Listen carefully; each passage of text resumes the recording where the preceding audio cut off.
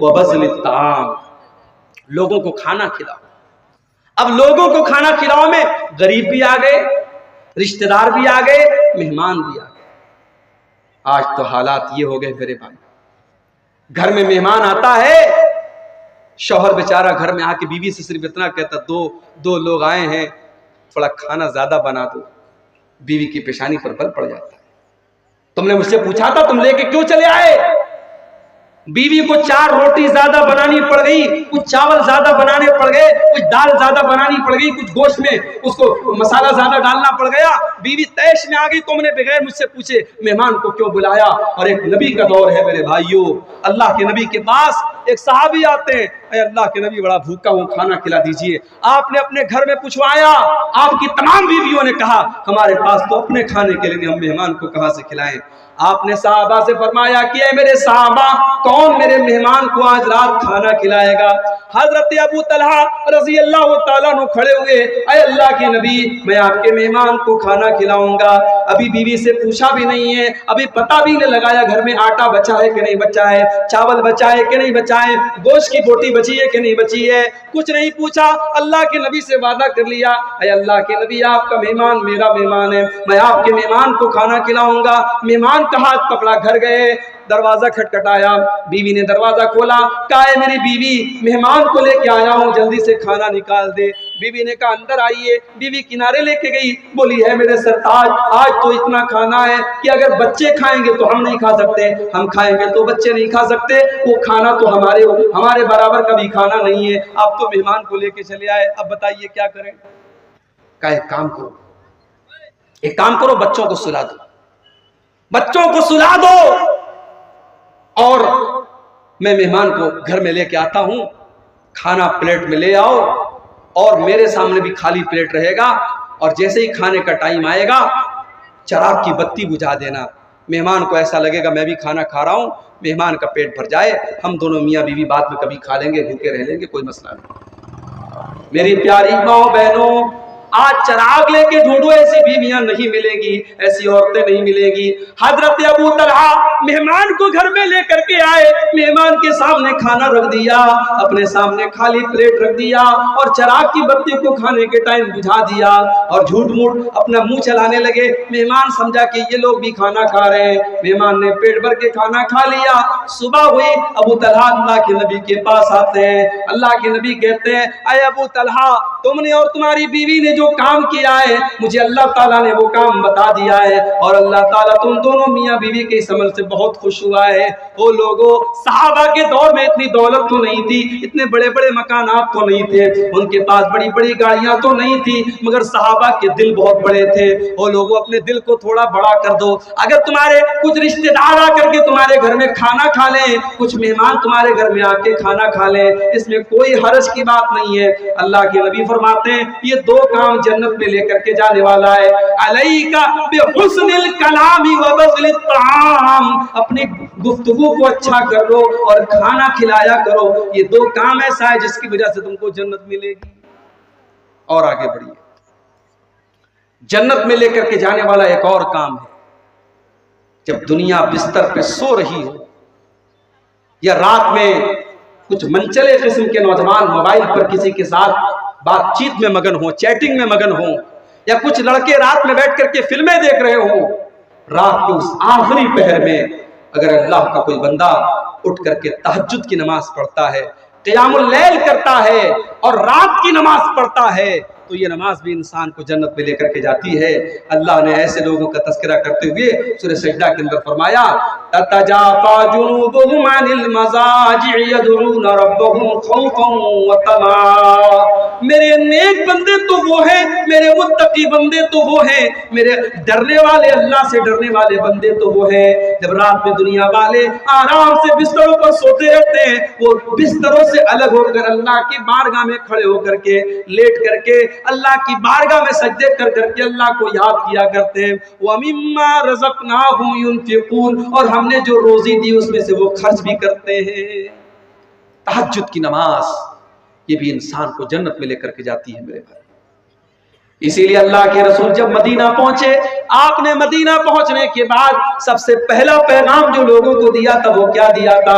अय्युहन्नास अफ्शुस सलाम वातिमुत ताम वसिलुल अरहाम वसल्लु बिल्लैलि वन्नासु नियाम तदखुलुल जन्नत बिसलाम। ओ लोगों, 4 काम कर लो तुम जन्नत में चले जाओगे। अफ्शुस सलाम, सलाम को फैलाओ, सलाम को बढ़ाओ, सलाम को फैलाओ, ज्यादा से ज्यादा एक दूसरे को सलाम किया करो, सलाम फैलाओ।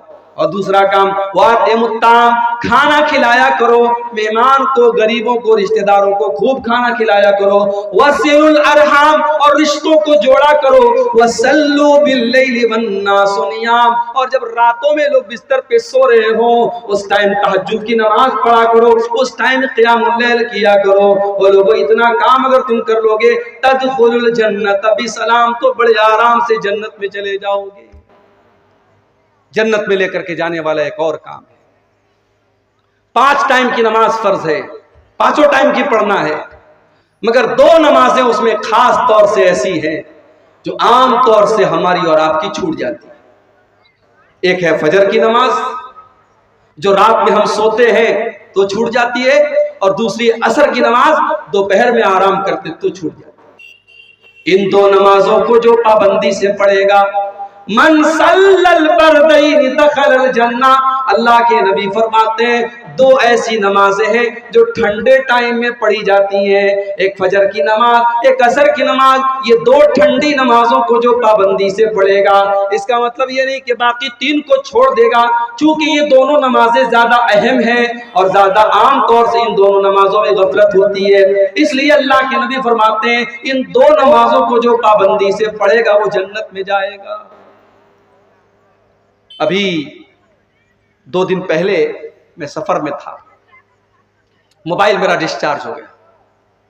और आप लोग तो समझते हैं कि मौलाना साहब तो साहब फ्लाइट से आते होंगे, फ्लाइट से जाते होंगे, एसी से आते होंगे, एसी से जाते होंगे।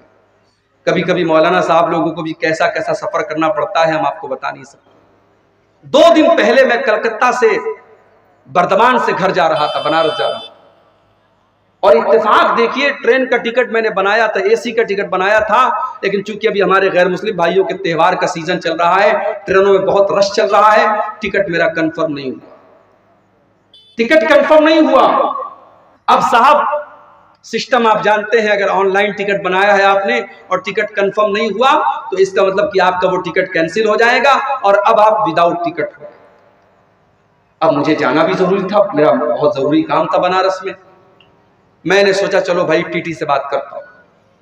मैंने जनरल टिकट खरीदा, टीटी से मिला, मैंने कहा टीटी साहब मुझे बनारस मुगल सराय तक जाना है, कोई सीट आप मुझे एसी 3rd क्लास में, एसी 2nd में, एसी 1st क्लास में, जितना भी पैसा लगे मैं देने के लिए तैयार।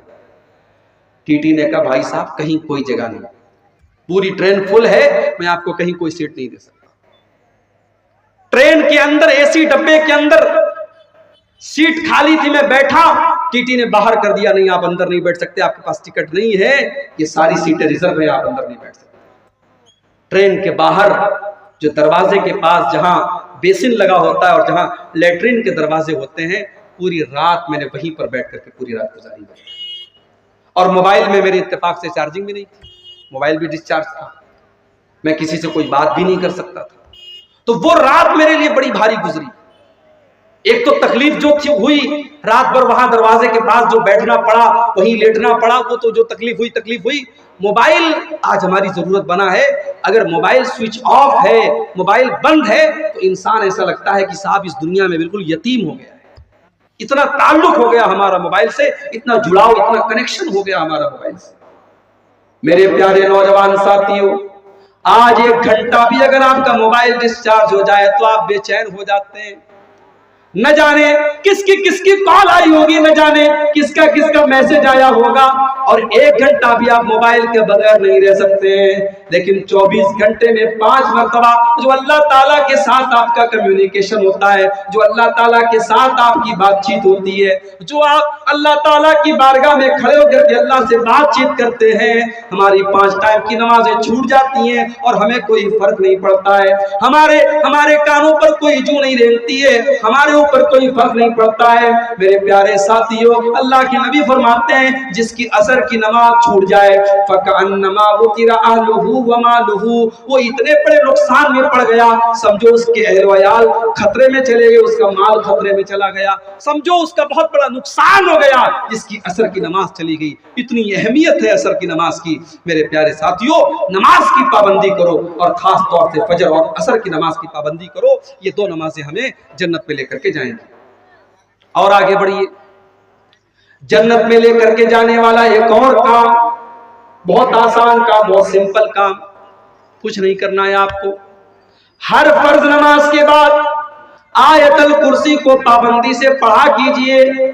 अल्लाह के नबी फरमाते हैं मन करा आयतल कुर्सी दुबरा कुल्ली सलाह, हर फर्ज नमाज के बाद जो पाबंदी से आयतल कुर्सी पढ़ता है ला यमनहु मिन दुखूलिल जन्नत इल्ला अन यमूत, उसको जन्नत में जाने से कोई चीज रोक नहीं सकती है। जैसे ही उसकी मौत हो जाएगी, जब तक वो जिंदा है तब तक वो जन्नत में नहीं जा सकता है, मरने के बाद उसकी जन्नत पक्की है। जो हर फर्ज नमाज के बाद पाबंदी से आयतल कुर्सी पढ़ता है, आयतल कुर्सी छोटे छोटे बच्चों को भी याद होती है, आप याद कर ले मेरे भाई, और कोशिश करें हर फर्ज नमाज के बाद आयतल कुर्सी को जरूर पढ़ें।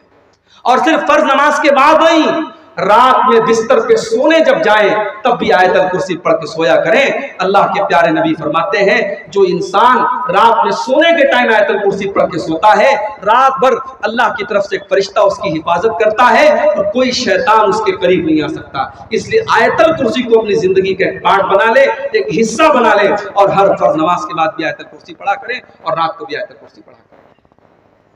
और आगे बढ़िए, जन्नत में लेकर के जाने वाली एक और चीज, अगर आप जन्नत में जाना चाहते हैं और किसी से आपका झगड़ा चल रहा है, आपका केस चल रहा है और आपको पता है कि आप सही है, सामने वाला गलत है, लेकिन अगर आपको जन्नत में जाना है तो छोटी सी कुर्बानी आपको देनी पड़ेगी। अपने अहंकार को कुर्बान करना पड़ेगा, अपनी ईगो को कुर्बान करना पड़ेगा, अपनी अना को कुर्बान करना पड़ेगा। अल्लाह के नबी फरमाते हैं अना ज़ईमुन बिबैतिन फिल जन्ना, मैं जन्नत की गारंटी लेता हूं उस इंसान के लिए लिमन तरकल मिरा व इन काना मुहिक्कन, जो हक पर होने के बावजूद झगड़े को खत्म कर दे, हक पर है, सही है, फिर भी झगड़े को खत्म कर दे, ऐसे इंसान को मैं जन्नत की गारंटी देता हूं। ये अल्लाह के नबी ने फरमाया। मेरे प्यारे साथियों, अगर इस हदीस पर अगर अमल करने के लिए हम अपने झगड़ों को खत्म कर दें, न जाने कितने खानदानों के केस खत्म हो जाए, न जाने कितने भाई भाई के मसले हल हो जाए। सिर्फ इस हदीस को अपने सामने रखिए कि अल्लाह के नबी जन्नत की गारंटी दे रहे हैं उस इंसान को जो हक पर होने के बावजूद झगड़े को छोड़।